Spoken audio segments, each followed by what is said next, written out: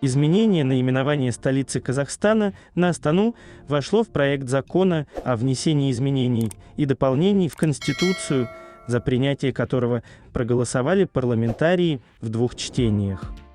Вопрос переименования столицы долгое время широко обсуждался обществом.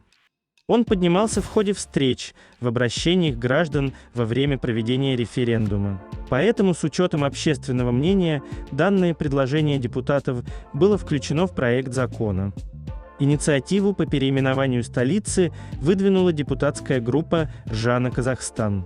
Таким образом, предусмотренные в рамках проекта закона конституционные новеллы позволят в полной мере реализовать инициативы главы государства и предложения депутатов, что задаст совершенно новые стандарты политической системе, сказал на совместном заседании палат парламента министр юстиции Канат Мусин. Депутат Мажилиса Жанарбек Ашимжанов заверил, что народ Казахстана не отрицает заслуги первого президента в укреплении государственности. Присвоение в столице его имени международному аэропорту, нескольким памятникам, паркам, учебного заведения – это проявление уважения. Главное требование народа – вернуть прежнее название столицы Астана, которое в свое время было присвоено им, отметил он. Кроме того, в законопроект вошла норма о 7-летнем президентском сроке без права переизбрания.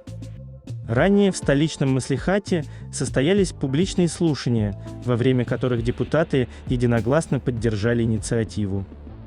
2 сентября члены депутатской группы «Жана Казахстан Мажилиса» высказались за возвращение Нур-Султану названия Астана. «Считаем неправильным, когда при жизни человека его именем называется город. К тому же народ также не принял новое название столицы. Поэтому будет исторически справедливым вернуть прежнее название столицы – Астана, которое в свое время было предложено первым президентом», говорится в сообщении. Как сообщил пресс-секретарь главы государства Руслан Жалдибай, президент проинформирован об инициативе депутатов.